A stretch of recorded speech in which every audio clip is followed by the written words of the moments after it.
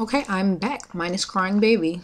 So, I'm very unorganized today, and I'm so scatterbrained, but I'm gonna go ahead and get this video done because I said I'm gonna be more consistent with my videos and uploading them. Today, I pretty much just want to talk about the challenges of, having a baby born with cleft lip and palate, or cleft lip or palate. So I'll just get right into it.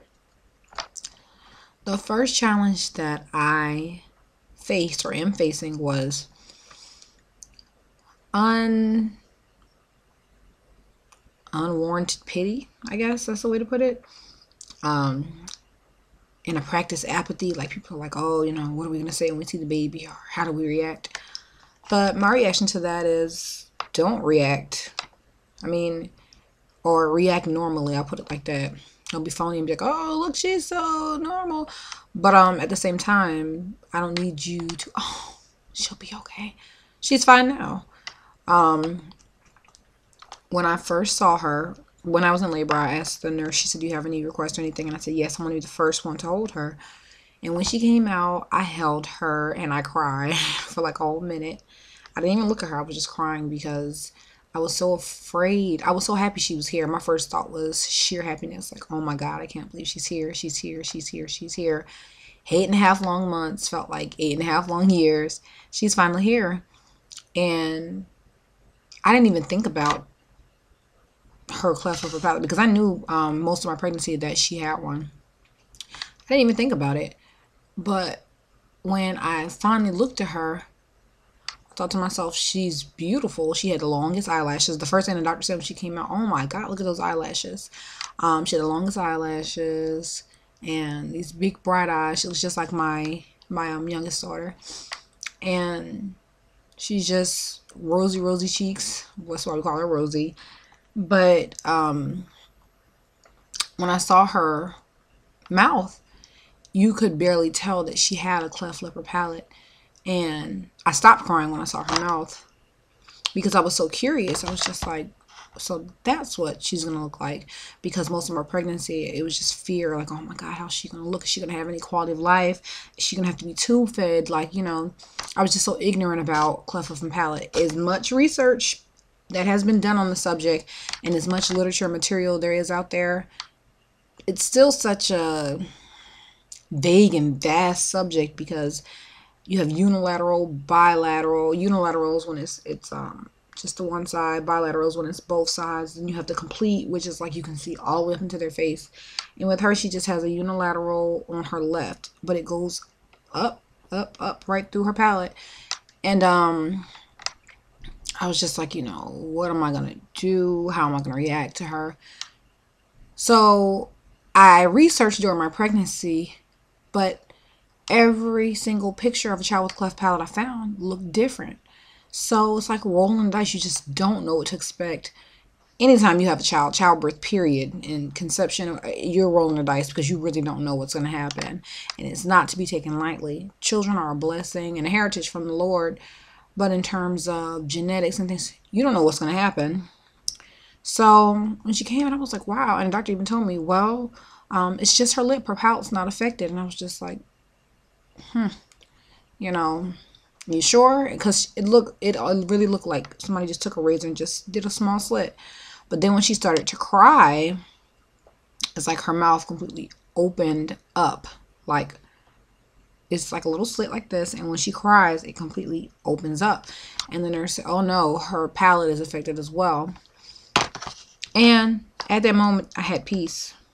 I was just like, well, que sera, sera. This is what it is. There's nothing I can do.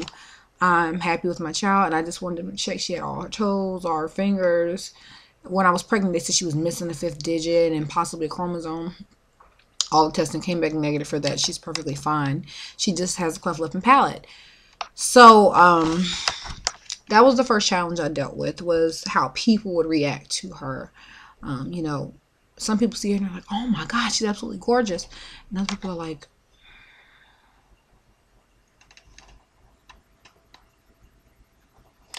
oh, she's so pretty. And I really want to tell them, You don't have to get that close. You don't have to stare at her. You know, it's okay. And I understand people are curious, but if you're that curious, look it up online, research like I did. Don't just stare at a person's child, because not only does it make the parent uncomfortable, but when the child gets older, it'll make them uncomfortable too. So that was my first challenge, just reactions from others. My second challenge was and is dealing with the fact that I'm gonna have a infant who's going to be going through a surgical procedure.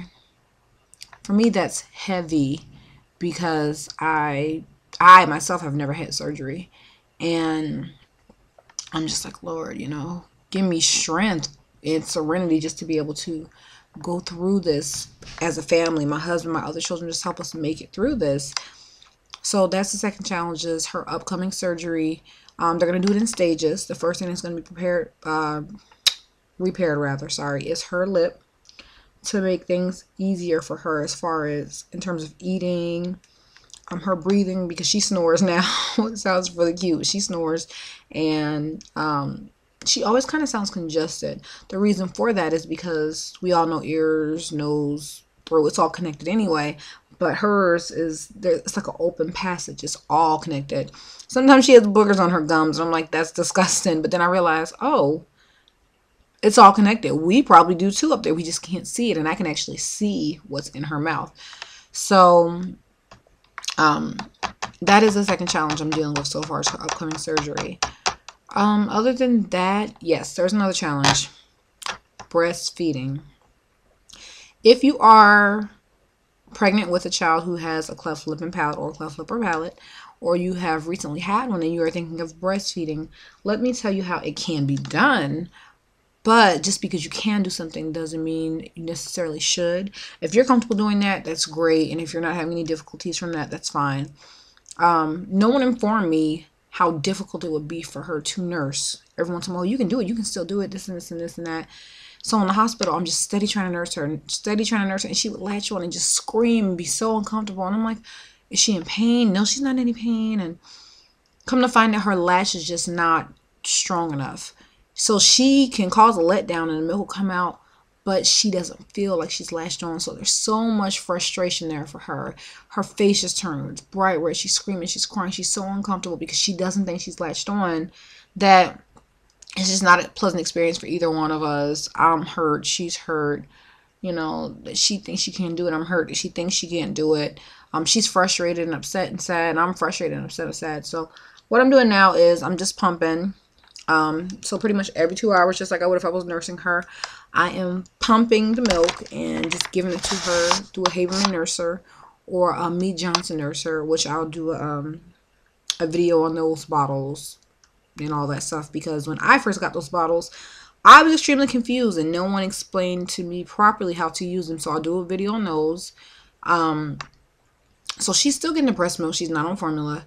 But it was just such a frustrating experience. So I urge you, if you have a child with cleft lip and palate and you're thinking about breastfeeding after they're born, give it a try. That's all you can do is try. But if it's so much frustration involved, you know, just pump the milk if you really want to breastfeed that bad. They're still getting the nutrients, and you know, they're not getting maybe such the letdown that they would if they were physically nursing on the breast, but they're still getting the breast milk. And for all intents and purposes, you know, they're still getting the health benefits of that.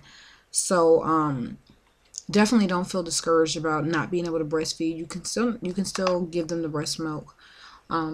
That's pretty much it. Those are my only 3 concerns for now. She's only 6 days old, so I haven't really dealt with too many things, but those are the challenges so far. She's perfectly healthy, but those are the challenges I'm dealing with the cleft lip and palate. So this is my first video in a series talking about dealing with a child with cleft lip and palate, challenges, surgery, things of that nature. And I thank you guys for watching, and I will see you on the next video. So until then, you be blessed.